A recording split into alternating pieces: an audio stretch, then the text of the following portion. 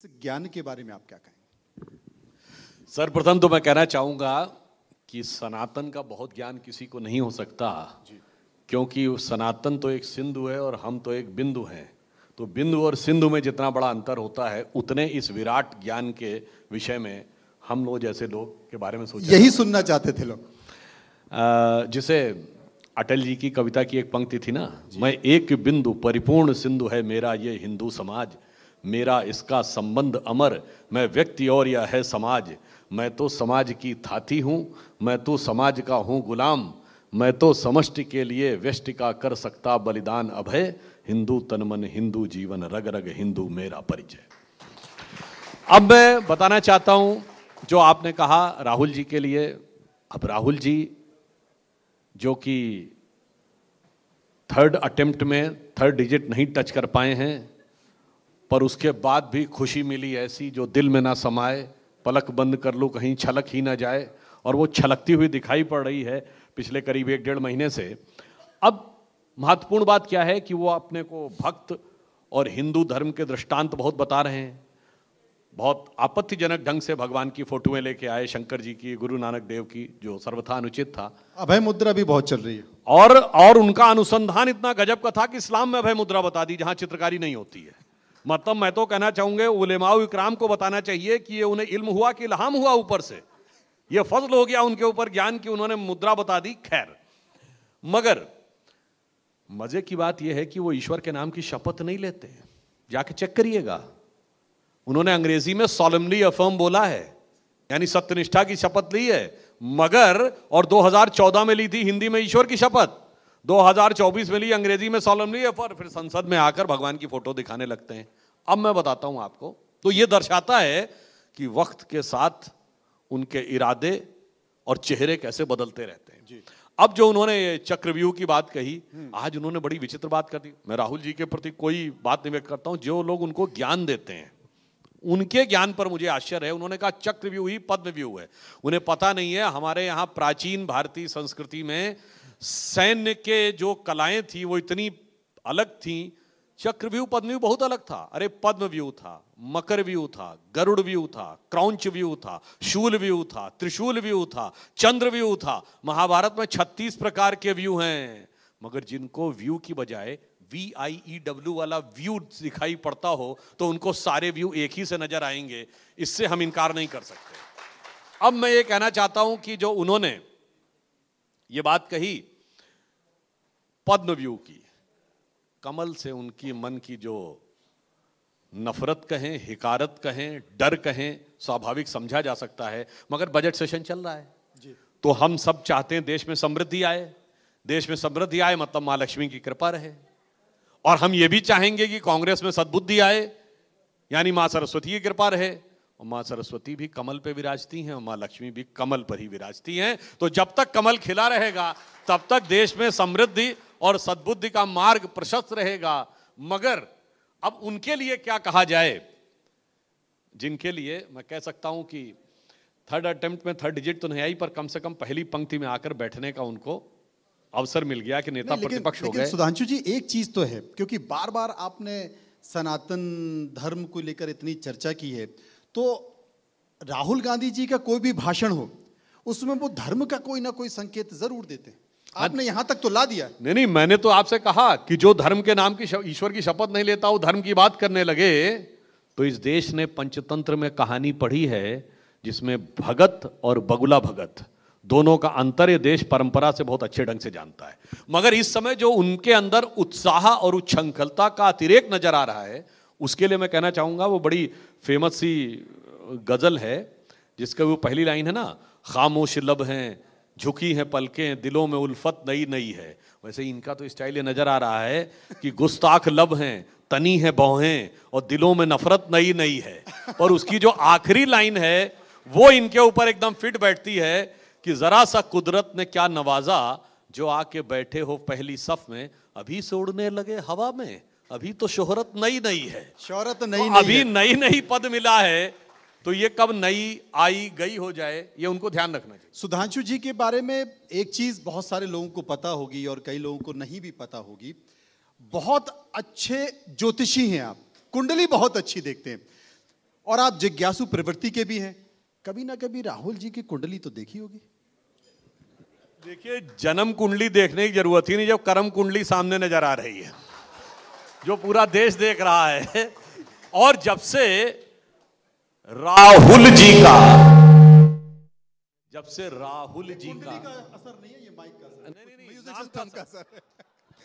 देखिए, राहुल जी का काल आया है, तब से कांग्रेस के सितारे ऐसे गर्दिश में गिरे हैं कि हम लोग कभी बचपन में सोचते नहीं थे कभी ऐसा भी दिन आएगा कि कांग्रेस को 100 सीटें भी नसीब नहीं होंगी। और स्थिति ये हो रही है कि वो मोदी जी के खिलाफ हाथ धो के पड़े हुए हैं, मगर स्थिति क्या है कि वो पूरी कोशिश के बावजूद मोदी जी लगातार तीसरी बार प्रधानमंत्री बनकर नेहरू जी के रिकॉर्ड की बराबरी कर ले गए। अब वैसे तो एक अर्थों में कहूंगा उससे उनसे आगे निकल गए, और ये 44, 52 और 99 पे रुक गए। तो मैं राहुल जी के लिए मोदी जी की तरफ से लाइन कहना चाहूंगा कि दरिया का सारा नशा उतरता चला गया, तू मुझको डुबाता रहा और मैं उभरता चला गया।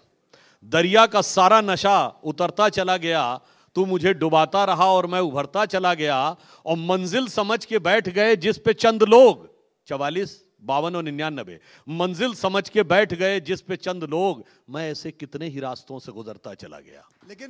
लेकिन उनके जो समर्थक हैं वो ये कह रहे हैं कि राहुल जी को बहुत हल्के में ले रहे हैं, उनकी कुंडली में राजयोग है।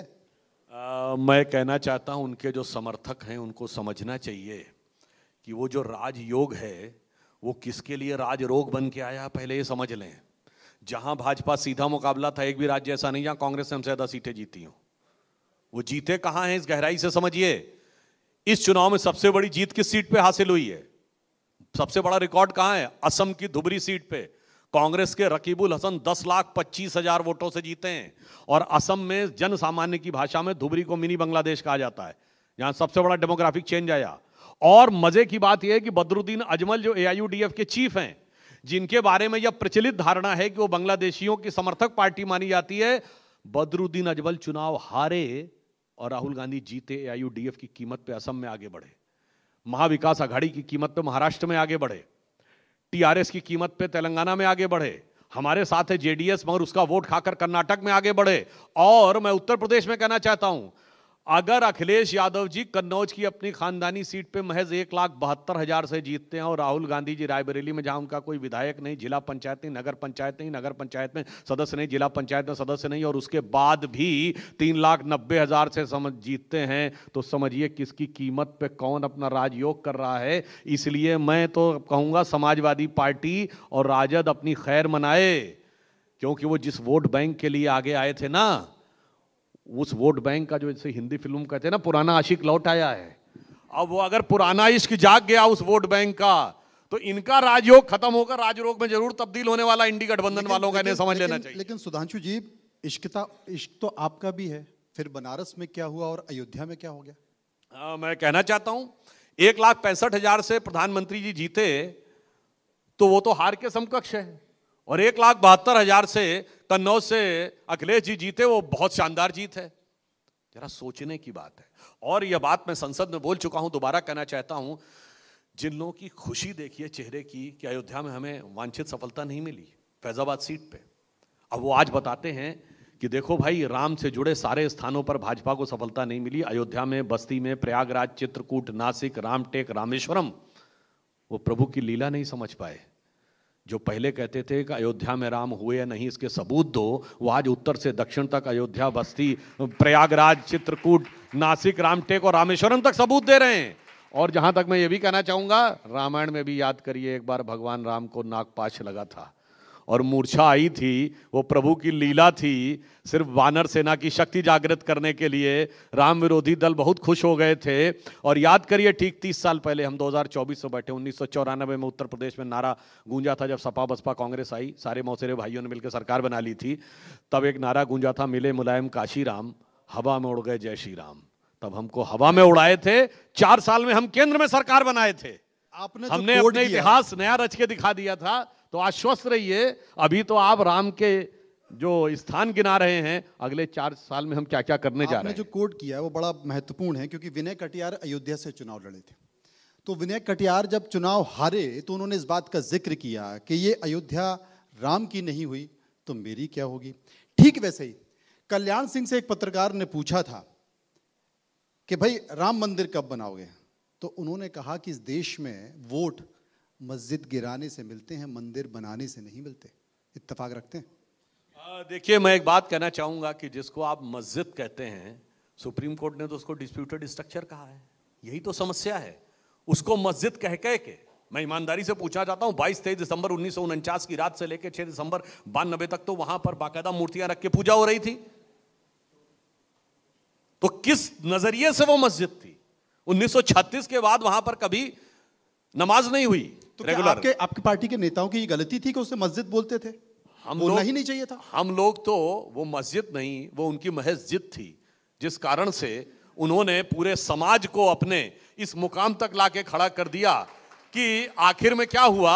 अब देखिए, एक बड़ी मजेदार बात है, आप सकारात्मक भाव नकारात्मक भाव देखिए। जो आपने कहा मंदिर मस्जिद के लिए, मैं तो एक बात कहना चाहता हूं, मस्जिद के लिए 5 एकड़ जमीन मिली है, क्यों नहीं लोग कंट्रीब्यूट कर रहे हैं कि वहां पे बड़ी मस्जिद बने? मतलब मंदिर तो बन के तैयार हो गया, ये 5 साल हो गए, शायद उस अकाउंट में 50 करोड़ रुपया भी नहीं आया है। इसका मतलब सृजन के लिए नहीं, विध्वंस के लिए वो लोग साथ में खड़े हुए हैं। और मैं एक और बात भी कहना चाहता हूं, बहुत से लोग जब तक मंदिर नहीं बना था, जजमेंट नहीं आया था, तो बहुत से ज्ञानदेव पाणे हम लोगों को बताते थे कि वहां अस्पताल बनना चाहिए, वहां स्मारक बनना चाहिए, वहां लाइब्रेरी बनना चाहिए। ये लोग, अब तक मुझे कोई एक दिखाई नहीं पड़ा जो कह रहा मस्जिद के लिए दी गई उस जमीन के ऊपर एक स्मारक बनना चाहिए, एक अस्पताल बनना चाहिए, एक लाइब्रेरी बननी चाहिए। तो आप ये समझ लीजिए, ये किसको किस तराजू पे तौलते हैं और किसको किस तराजू पे तौलते हैं, ये बात बहुत साफ दिखाई पड़ती है। बात मंदिर मस्जिद से निकलकर हलवे तक पहुंच गई है। आप हलवा खा रहे हैं और उस हलवे में ना आदिवासी हैं, ना पिछड़े हैं, ना दलित हैं। भाषण सुना ही होगा आपने। देखिए, पहले तो मैं बताऊं, हलवे की रस्म एक परंपरागत रूप से भारतीय रस्म है, और मेरे दिल में थोड़ा कष्ट भी होता है। ये वो पार्टी है जिसने वो रस्म निभाई। आप लोगों को याद हो 1998 में अटल जी की सरकार आने से पहले भारत का बजट शाम को 5 बजे आता था। क्यों? क्योंकि अंग्रेजों के जमाने से रस्म चल रही थी कि शाम 5 बजे आएगा। क्यों? क्योंकि ब्रिटेन में 11:30 बजे होते थे और हम ब्रिटिश साम्राज्य के हिस्से थे। 50 साल कांग्रेस के शासनकाल में वो रस्म निभाई गई है। जब हमारी सरकार आई तो चेंज हुआ। जब मोदी जी की सरकार आई तो 28 फरवरी को बजट क्यों आता था? क्योंकि इंग्लैंड में मार्च के महीने के बाद जब बर्फ पिघलती है तो स्थितियां इस लायक होती हैं कि काम किया जा सके। हमारे मौसम के हिसाब से तो जून में मानसून आ जाता है, तो हमारे लिए तो यह कि जो पैसा दिया जाए वो सब मदों में मई तक पहुंच जाए, इसलिए मोदी जी ने उसको 1 फरवरी से शुरू किया। और जहां तक हलवे की बात कहना चाहता हूं, पता नहीं उनको जानकारी नहीं है। हमारे वित्त राज्य मंत्री तो खड़े दिख रहे थे, पंकज चौधरी जी, वो ओबीसी हैं, दिखता नहीं है। सबसे बड़ा ओबीसी प्रधानमंत्री नहीं दिखता, ओबीसी मंत्री नहीं दिखता। और मैं दूसरा पूछना चाहता हूं, 70 साल से आप हलवा खा रहे थे और ओबीसी को बलुआ खिला रहे थे। 1953 में काका कालेलकर कमेटी की रिपोर्ट बनी, 55 में रिपोर्ट आई, 77 तक आपकी सरकार आई। 22 साल ओबीसी ने खाया बलुआ, आपने खाया हलवा।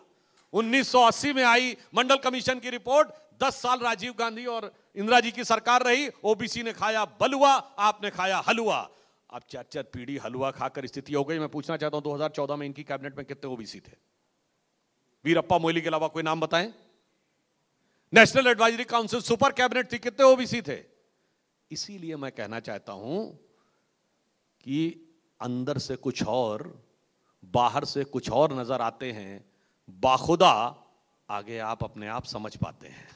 तभी तो मैं कह रहा था कि कुंडली में ऐसा कौन सा ग्रह है जिसका आप जिक्र मैं सोच रहा था कि करना चाहता हूं। एक अंतिम सवाल आपसे पूछना चाहता हूं, बहुत व्यक्तिगत सवाल है।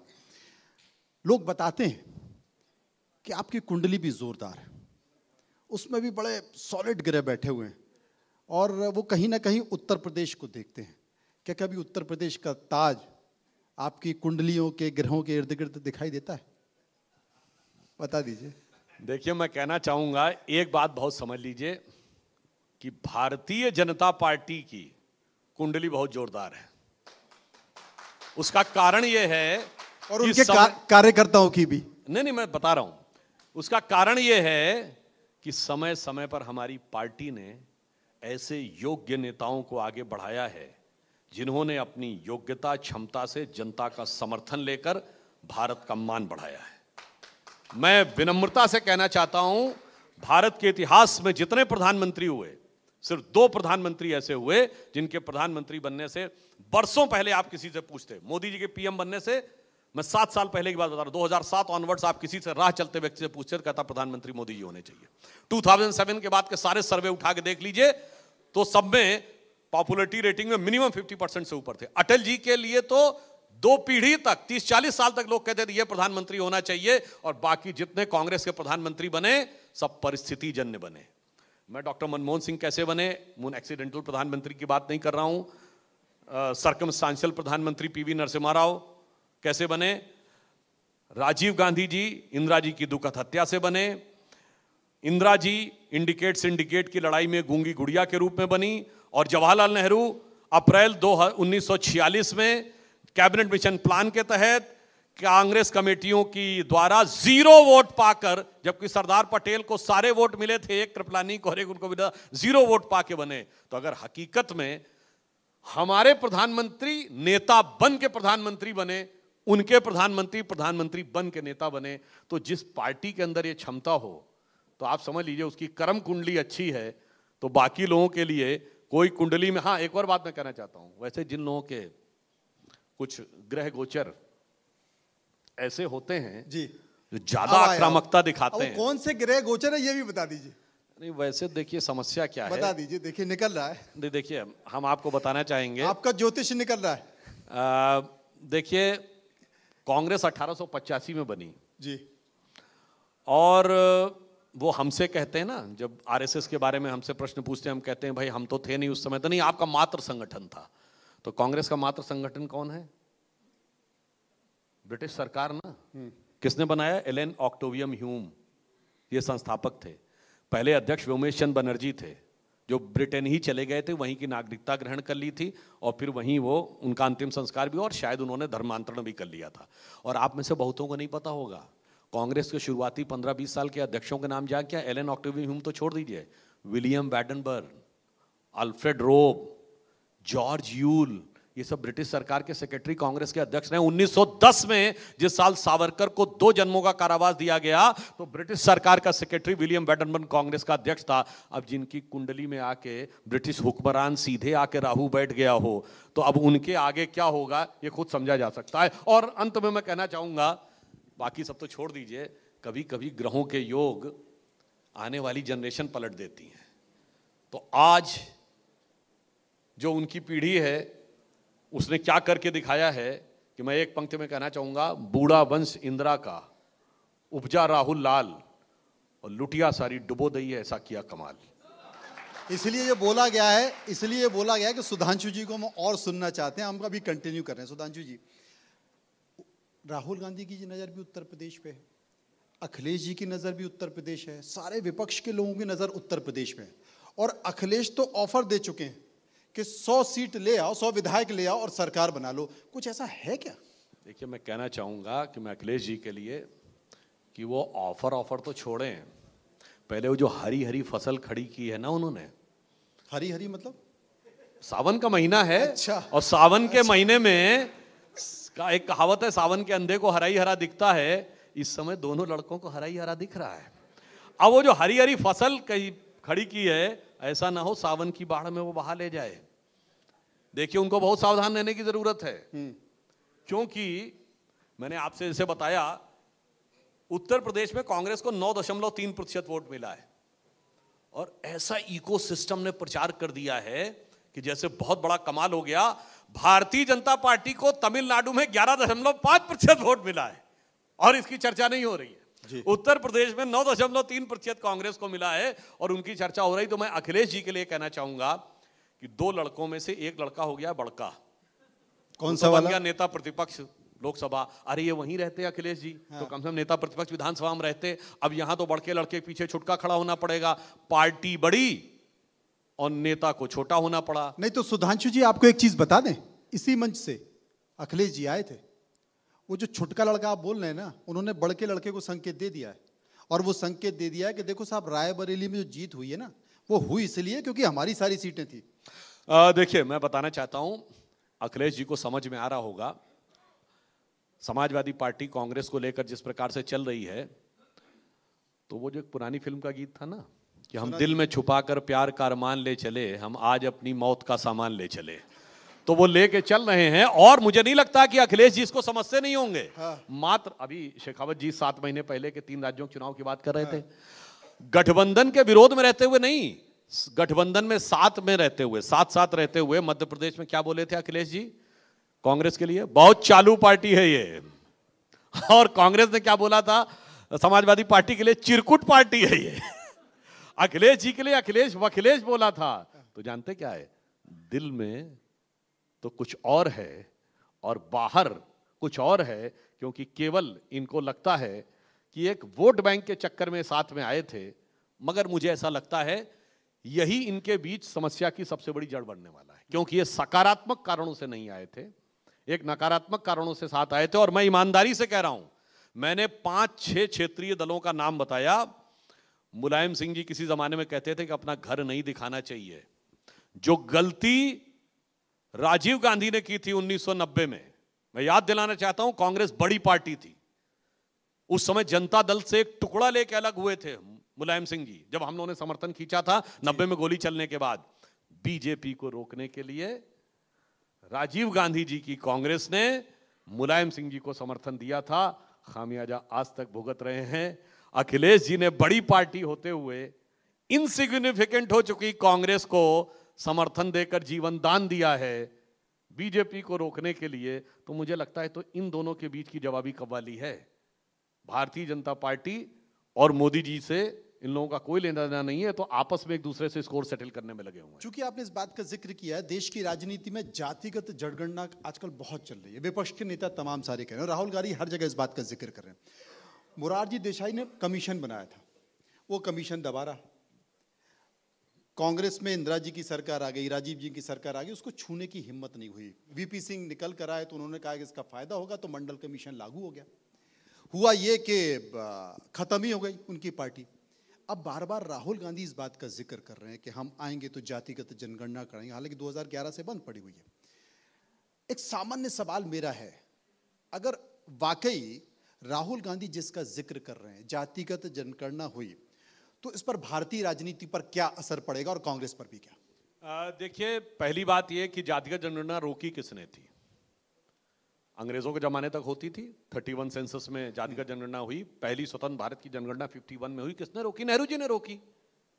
और वो कॉन्स्टिट्यूएंट असेंबली का डिसीजन था, क्योंकि इलेक्शन 1952 में हुए, सरकार 52 के बाद आई, वो संविधान सभा का निर्णय था। तो पहले कहें कि नेहरू जी गलत और हम सही। उसके बाद लगातार इनके जमाने में जातिगत जनगणना नहीं हुई। मैंने बताया काका कलेलकर कमीशन की रिपोर्ट 55 से 77 तक रही, मंडल की रिपोर्ट इन्होंने दबा के रखी।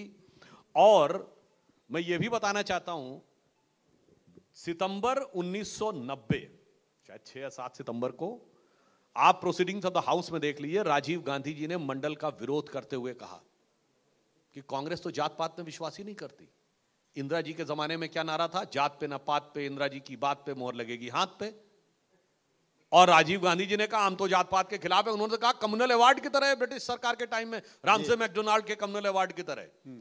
और आज ये कह रहे हैं कि साहब हम करना चाहते तो पहले कहो कि भाई इंदिरा जी गलत थी, नेहरू जी गलत थे, राजीव जी गलत थे, तब हम आज बात मानने के तैयार हो। चलो आज हम ये मान लें, करना चाहते तो बहुत आस्तीन चढ़ा के बोलते थे, देखो भैया हमने कह दिया बिहार में तो गणना करनी पड़ेगी। पहले तो वो सेंसस नहीं था, वो सर्वे था। तो पहले तेजस्वी यादव से कहलवा दें कि इनके कहने पे किया है। और दूसरा, जहां आपकी स्पष्ट सरकारें क्यों नहीं करवा रहे हैं भाई? हिमाचल में करवाइए, कौन रोक रहा? तेलंगाना में करवाइए, कौन रोक रहा? पंजाब में करवाइए सर्वे, कौन रोक रहा है? बंगाल में क्यों नहीं करवा रहे? और कर्नाटक में तो करा हुआ रखा है, क्यों नहीं आप बाहर कर रहे हैं? आपका डिप्टी सीएम बोल रहा है कि मैं करने नहीं दूंगा।